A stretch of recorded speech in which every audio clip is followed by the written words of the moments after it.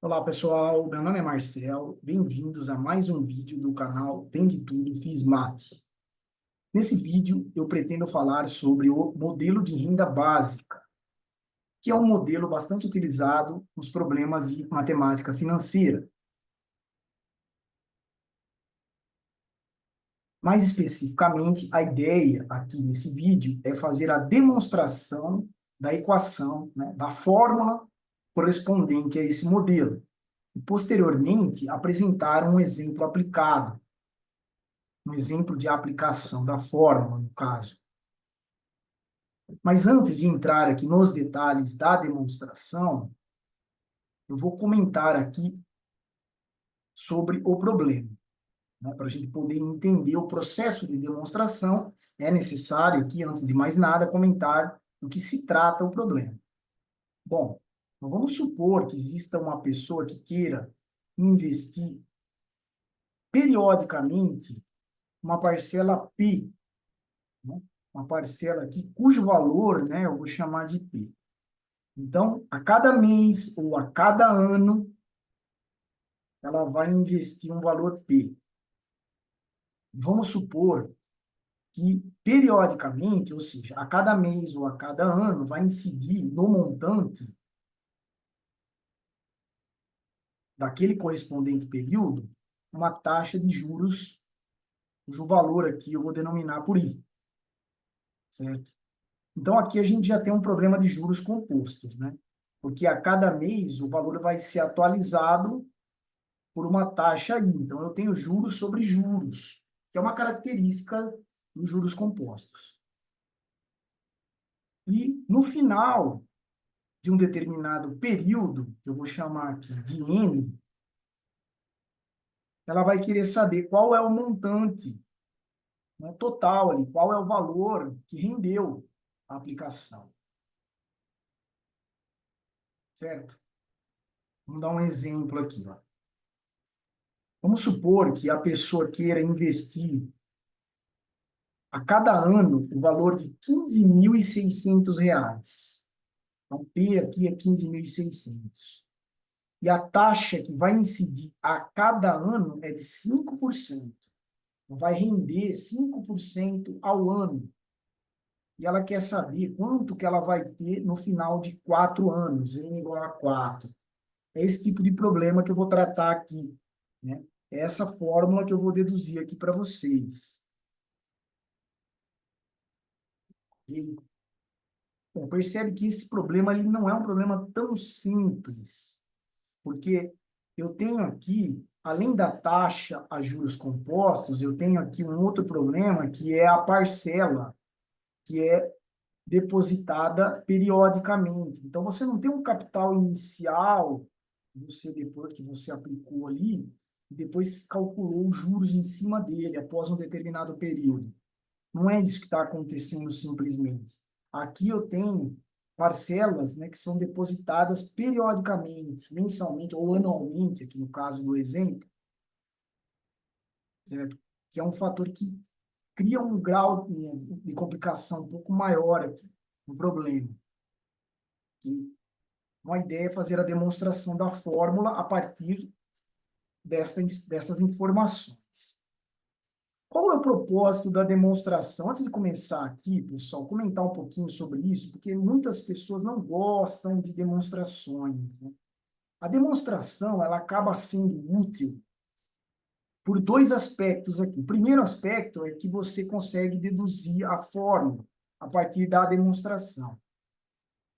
O segundo aspecto, talvez seja o mais importante aqui, é que a partir da demonstração você consegue entender com mais profundidade as características da fórmula, onde ela se aplica, que tipo de problema ela pode resolver, né? Quando que eu posso utilizar ela e como que eu vou utilizar ela, certo? Então, mesmo que você, por exemplo, quando você vai prestar um concurso, você, é claro que não vai ficar fazendo a dedução da fórmula. Você não tem tempo para isso. Você tem que decorar as fórmulas ali para poder resolver o problema da forma mais rápida possível. Mas, se você não souber aplicar a fórmula, por mais Por mais que você decore todas as fórmulas possíveis aí, você vai ter problema na hora de resolver o exercício. Concorda?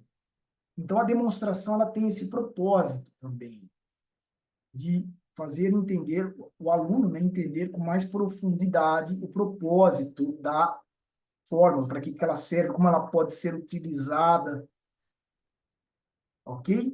Bom, dito isso, vamos aqui para a demonstração.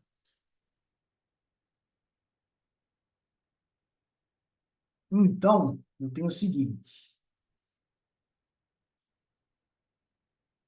para poder demonstrar aqui, eu vou considerar um índice K aqui que vai representar o período.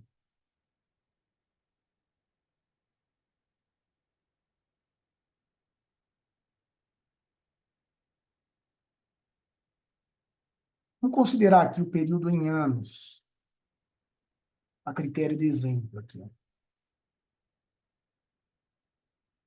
E vai ser a taxa de juros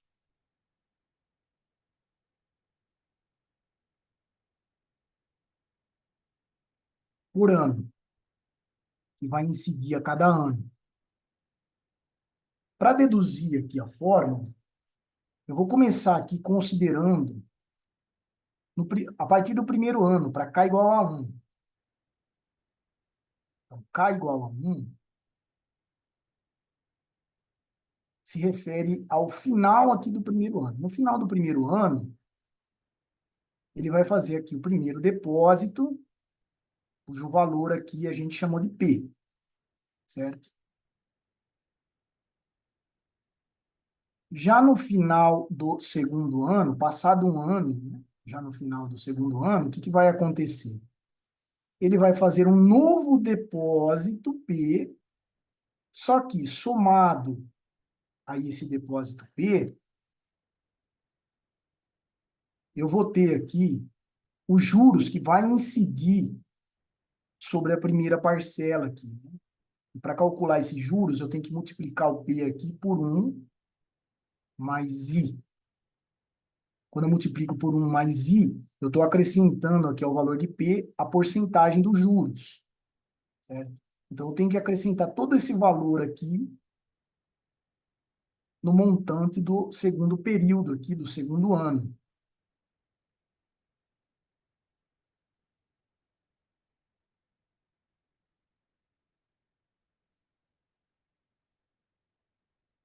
Bom, então o que que vai acontecer agora a partir do terceiro ano? Agora vamos considerar K igual a 3. No final do terceiro ano, do terceiro período aqui, a pessoa vai depositar novamente mais uma parcela aqui. Só que agora eu vou acrescentar aqui os juros que vai incidir sobre esse montante aqui do segundo período. E para calcular esses juros, eu tenho que multiplicar isso tudo por 1 mais I.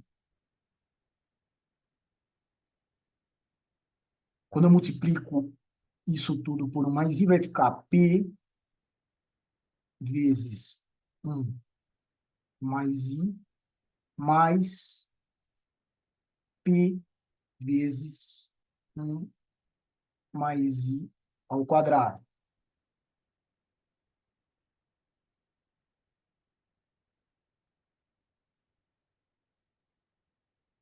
Correto? Bom,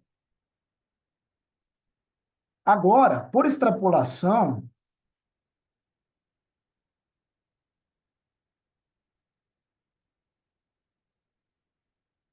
se eu pegar um período genérico aqui, digamos M, o K agora vai ser igual a N. Eu vou pegar aqui no final do quarto ano, no final do décimo ano, eu estou pegando um termo genérico. O que vai acontecer?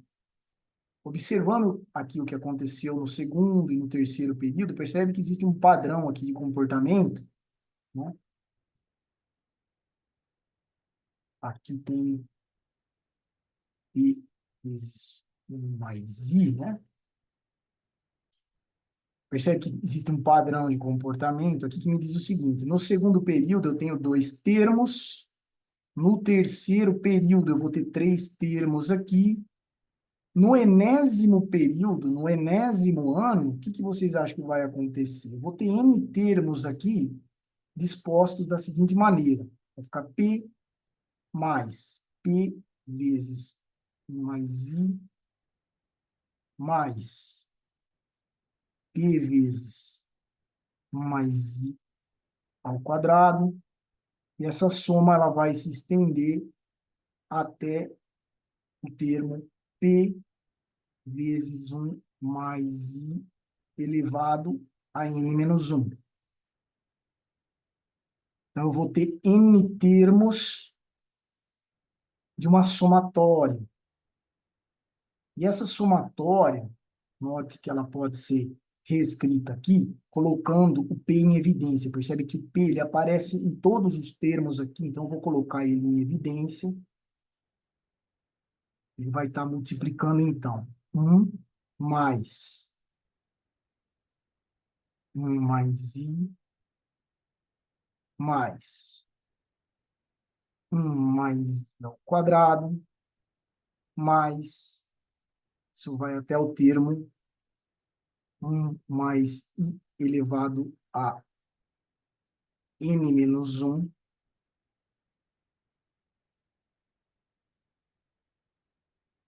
ok? Então, o montante no enésimo período vai ser P vezes essa somatória aqui, dessa série. Agora, note que esta série que está dentro do colchetes é uma progressão geométrica. O termo inicial aqui vale 1, que eu vou chamar de A0. E a razão aqui, a razão é o fator aqui que vai produzir os demais termos da série, né? Se eu multiplicar 1 por 1 mais i, eu chego nesse termo. Se eu multiplicar esse termo por 1 mais i, eu chego nesse outro, e assim por diante. Então, a razão aqui, portanto, ela vai ser 1 mais i. E eu tenho ainda uma formulinha lá da progressão geométrica, né, das séries geométricas, que me diz que a somatória de n termos, eu tenho n termos aqui, né, no total, ela pode ser dada por A0 vezes R elevado a n menos 1, dividido por R menos 1.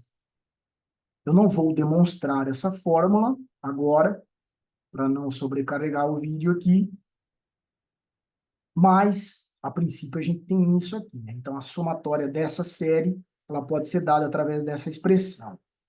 De forma que essa somatória está aí, considerando que A0 é 1 e R é igual a 1 mais I, ela vai ser igual a 1 vezes 1 mais I elevado a N menos 1, tudo dividido por I mais 1, que é o R, né?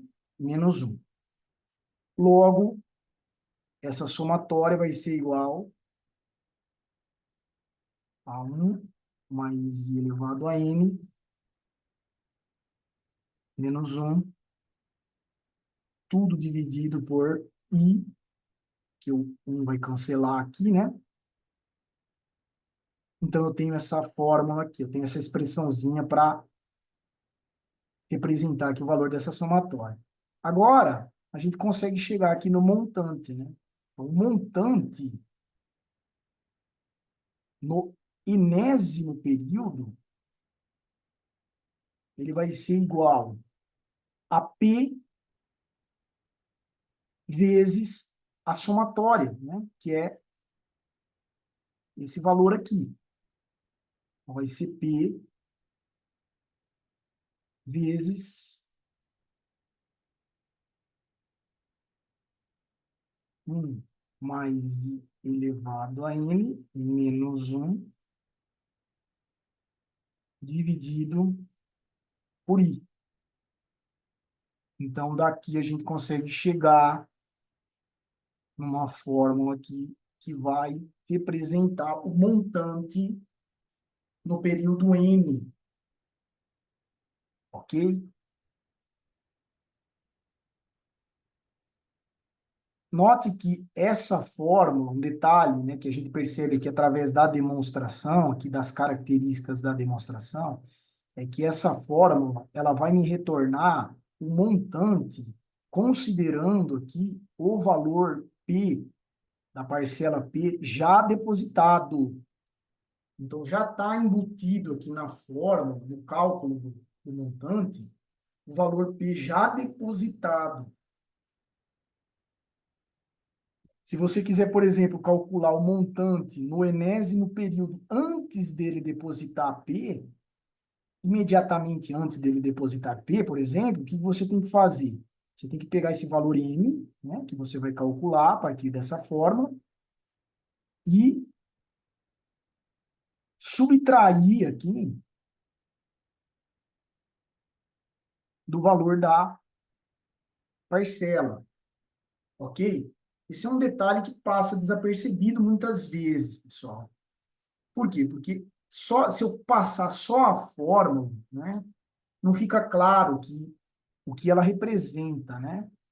Ela está calculando o montante, já incluindo o valor da parcela P aqui. Bom, então essa é a fórmula. Agora vamos, na sequência, dar um exemplo aqui de aplicação.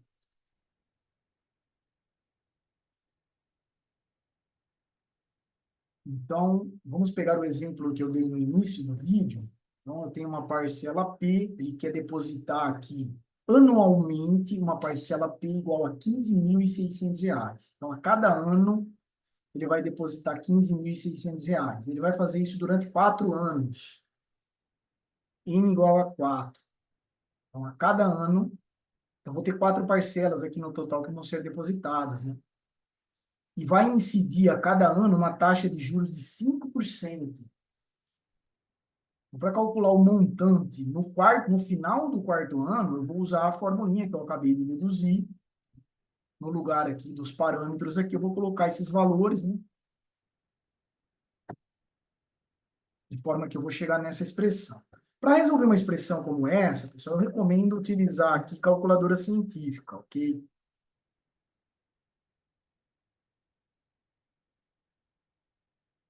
Utilizar aqui uma calculadora científica. Então, vamos inserir aqui, ó. Porque nessas calculadoras comuns é mais complicado de é, escrever expressões numéricas que envolvem expoentes, frações, etc. Então, vai ser 15.600 vezes, que essa calculadora é interessante, que ela tem a fração aqui, né? Eu posso abrir parênteses, né? Fazer tudo direitinho aqui. Vai ficar 1 mais 0,05 elevado ao quadrado, menos 1. Eu venho aqui no denominador, vou colocar 0,05.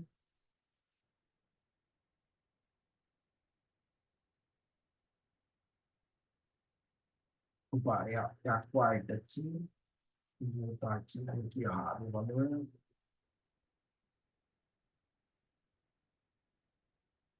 É a quarta. Aí, quando eu faço o cálculo aqui, ele vai dar 67.237,95 reais. Agora, se eu perguntar para você, calcule o montante no final do quarto ano, mas considerando que ele não depositou a última parcela, ou ainda imediatamente antes dele depositar a última parcela, o que você tem que fazer? Você vai pegar esse mesmo valor que você já calculou aqui e vai subtrair da parcela P. De forma que eu vou obter aqui o valor de R$ 51.637,95 reais. Ok, pessoal? Então é isso. Se você gostou, aperta o botãozinho do like, deixe o seu comentário, se você tiver alguma dúvida, né, quiser que eu desenvolva algum problema em cima disso. E, se possível, compartilhe. Obrigado e até o próximo vídeo.